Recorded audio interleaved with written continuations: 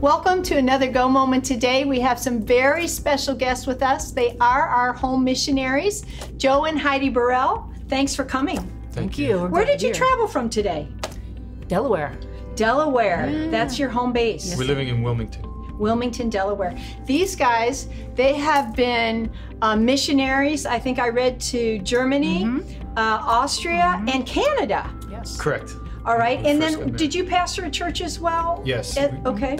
We pastored for 2.5 years in Collegeville, Pennsylvania. Oh, sure. And 2.5 years in Easton. Okay. Just up the river. Well, these guys are with Adopt a Campus through Chi Alpha Ministries, and I was actually really excited to have them here today to speak about young adults, young adult ministry.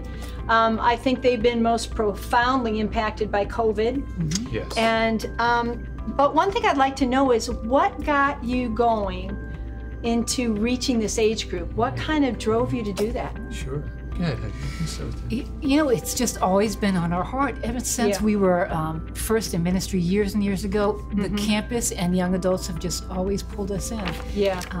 And just the significance of that age group, that they're making life-changing decisions, they're setting up their worldview. Yeah. We have just always been drawn to that age group. Yeah. But I got saved when I was 18, and then again when I was 19. That's a long story. But so when we first started pastoring, we were in Collegeville, and we lived in College Arms Apartments, which is really across the street from Ursinus College. Okay. And so we had contact from day one, first time we were ever in ministry, with college and college students. In the Easton, there was Lafayette College. We always had college students in our house. Did you? You're just always drawn to that group of people. We went full time with student ministry in 2000. We moved to Vienna, Austria, and pioneered Chi Alpha at the University of Vienna. So that was our first full time. How long have you been with Chi Alpha? Well, with Chi Alpha in a name, 2007. Okay. But we did Chi Alpha ministry in Europe, and there it's called Students for Christ. I see. So but it doesn't transfer because it's under World Missions, and now we're under U.S. Missions, so they don't transfer. I gotcha.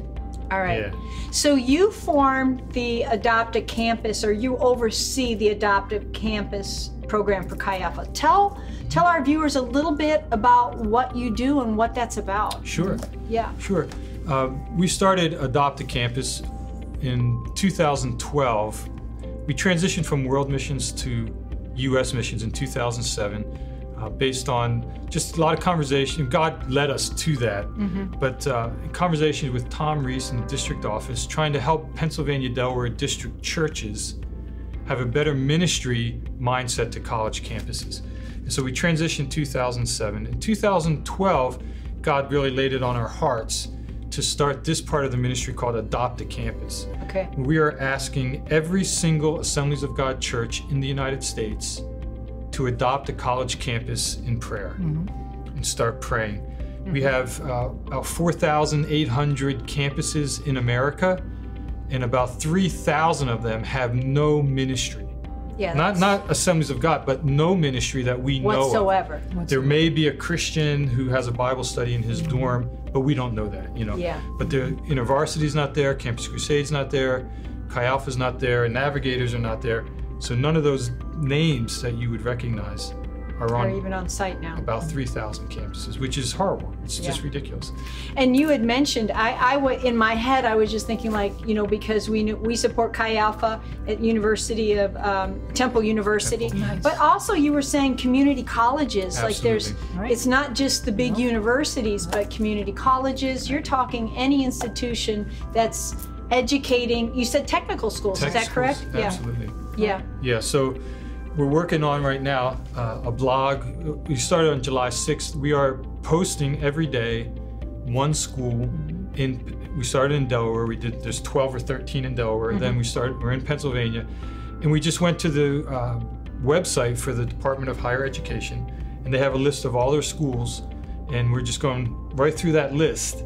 And at the top of that list are all the schools, the trade schools, tech schools, nursing schools, things like that. Any school that receives government funding or help Okay. ends up on that list. On that and so list. that's just a criteria that we're using. Yeah. So yeah, so So a number one go thing is a call to prayer. call to prayer, Absolutely. absolutely, because God still answers prayer. Yeah. Jesus said in Luke 10:2, and Assemblies of God in Chi Alpha, we have this thing for 10:2. You could, I have some brochures, I can leave them here with you. Yeah. But every day at 2 minutes after 10, people all across the country are praying it. So Luke 10:2, pray that the Lord of the harvest would send forth laborers into the harvest. Yes. So that's what we're praying, Luke 10:2, and we're just encouraging every single person to pray. Everybody can pray for Yeah. a college campus, and you know campuses that I may never even see, Yeah. and you can be praying for Yeah. them. You had a very interesting quote on your website, and it really, you gave me the name of the man who quoted Charles it. Habib. Yes. And in the quote, it really just talks about how college, that once they step out of high school and step into the realm of higher education and higher learning, how it drastically can change our young people. Absolutely. And I was sharing that, I was just recently talking with a mom who's just so upset about their child. He just feels like his Christianity has just fallen to the wayside because of everything he's learning on our campuses today. Right. What else can we do? In adopting a college, it's a matter of prayer, but what else can we do to be informed about this age group? If you were speaking to parents, if you were speaking to youth, our youth pastors, our youth ministries, our youth leaders, what would you be encouraging them to prepare our young people for college? Right. That's a very good question. Yeah. You want to say something to that? Okay. A couple of years ago, I found this awesome article, and I think I have a link to it on the website. If not, I need to put it back up there. But it's called You Make the Call. And it was basically written to youth pastors. Okay. So when someone graduates from youth group and goes off to college, don't expect that student to call you. Yeah. You make the call. And I'll say that also to the parents. Yeah. Call your student. Don't wait for them. Oh, my daughter, she hasn't called me in 6 months. You make the call. You call them. Find out how they're doing, and find out if they found a church. Find out if they found a Christian fellowship on campus. But you have to make that call. That's one of that would be the biggest, number one thing. biggest thing. Yeah. And I really would stress that with youth pastors, because a lot of times, you have someone for 4 years. Maybe if you're in a church where there's you have them from junior high. You might have a lot of more times than it's that. it's a long time. So more than 4 Right. years. When they graduate, don't forget about them. Yeah. Because now they need you more now than they did before. That's right. Yes. Because now the real world is attacking them. Yes. And I heard recently David Hartwick, he was the Chi Alpha director in New York State. He stepped down from that and is pastoring a church now. But he said something that was, for me, was astounding. In our youth groups, we teach, and this is good for parents as well as youth pastors, we teach our children behavior modification. So we teach them how to act like a Christian. But are they really a Christian? And we reward those behaviors. The outside. The things. outside behaviors. We always reward that. Yes. But when they get to college, their heart was never really changed, and that's what comes out. There's no one there rewarding them anymore for their behavior. Yeah. There are people rewarding them, but it's not the rewards that we would give them. Right. And so I thought that just stuck out in my mind. And I would encourage a heart change more than a behavioral change. And it's real easy for us to make rules in our home saying if you behave this way, you're accepted. You had some amazing statistics on your website. Uh-oh. I can't remember where the polling was from. Yeah. It was one of the first things I clicked on. And one of the statistics that really stuck to my mind was, it was asking them and their thoughts about God and how many kids believe in God, how many kids believe in going to church and what type of church attendance they have. But one of the things that they believed in more than God, more than any other thing, was common sense. It rated like 73% of young people of that age group, millennials, this was a millennial poll, really believe that common sense needs to be is how they make their decisions. Yeah. I thought that was really kind of a little earth-shaking. Yeah. Yes, because how is that defined? How do you depending on define where you common are? sense? Right, common sense on the campus Yes. is very different than common sense of what they grew up with in their home. Exactly. And how does that parallel to who God is and who God says He is? Right. Right. Right. Your website was really, really good. Appreciate that. We're going to put that up on the screen. Yeah. I also asked them if there was a way to get connected to your ministry, or a way, if you have a heart for young adults. You know, one thing about our Go Moments, it's all about living the mission. It's all about, hey God, what are you asking me to do? And in this hour that we are in, I'm believing, if we're praying God is the Lord of the harvest to send laborers, He's speaking to you. Yes, He's he speaking to people to go out and serve and care. And I do believe this generation is highly impacted, Yes, they and are. we've really got to do something about it. Yes, we do. But you have a way that they can get involved. Tell us a little bit about I do. that, Joe. We have these little cards right here. So Chi Alpha realizes that to send a missionary to all 4,800 plus campuses, we're not going to be able to do that. Yeah. So we need the help of churches to step in and do ministry. But we don't want churches just doing shoddy ministry. So we will offer training. We're offering training to someone in a congregation or someone from a church with a pastor's recommendation to say, if you want training to reach this campus, we will train you. So there are opportunities for that. We'll have I have this card here. We can go to the website. You can go to the website and find that information as well.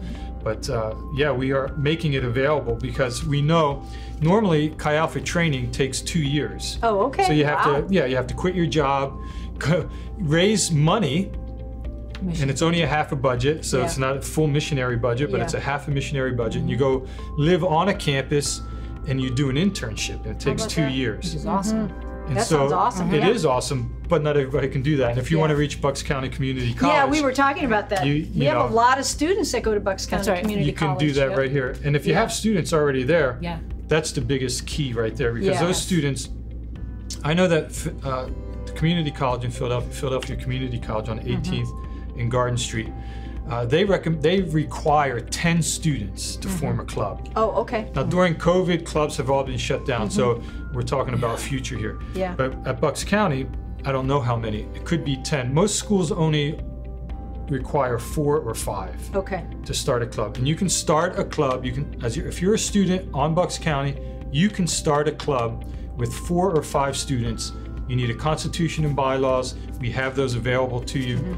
And you can just start your own club. So they could reach out on your website. They could reach out to you, Joe, and you could maybe, if that's stirring in their heart, they could reach out to you, and you could give them some tools to maybe how to do that and talk them through it a little bit, right? Absolutely. Our email is posted there. Yeah. We don't have those documents. Some of those documents are not available to everybody on the website, so you'd have to contact you personally, right, to get a constitution and bylaws, for example. Also, go ahead. Well, I was just Heidi. going to comment about already having students in your church. Yeah. And we just have found it's so significant for those students if they just know that in their congregation, there are adults that care about them. Yeah. And that can be as simple as a monthly luncheon for them. Just a way to pull them in to say, hey, we see you, because we hear from young adults, I go off to college and I feel like I drop off the planet. Right. So when a church will just simply say, we see you, we love you, we've provided this for you, we want to look you in the face, have a meal with you. That's an easy way to do it. It's so easy. That's not hard. And just a couple of key people in the congregation say, I just love young adults. Because when you do, they know it. Yeah, they really do. They really, and they respond. Yeah. Yeah, the statistics are in, I think, for the Gen Zers and the millennials, you know, being genuine is like huge. On the top of the list. Yeah, it's on the top of the list. And I was going to say, it doesn't have to cost a lot. So the church might want to cater it or something like that. But if you had a few families who would say, we're going to cook food for you. You know? And it just gets more people involved that way. It's easy sometimes. I think Keith Green used to say, you know, you might not be able to cash a check out of state or something like that. You have to have feet to it, you know? Yeah, you really do. You know, so it's good if you can have a couple families who say, you know what? I care. Once a month we'll make spaghetti or we'll make fried chicken or whatever we make, and make that available. Let's and come together. Just come together, and yeah, somebody facilitates it. Thank you, you guys, for joining us today. Yeah, it's really great to hear from you. Joe is also an author. I had to say it. He's authored 7 books, and you know, I think there's a lot of value to someone who has put a lot of time in ministry. You've sown a lot of seeds. I think those are things that we need to partake of and learn for our next generation, and for those of us who want, you know, who have a heart for our young people. We've got to keep connecting to them. So really, thanks for joining us today. God bless. Thank you. Go live your mission, everybody. Go discover your purpose. Spend time with the Lord. Find out what you're called to do, and we'll see you next time.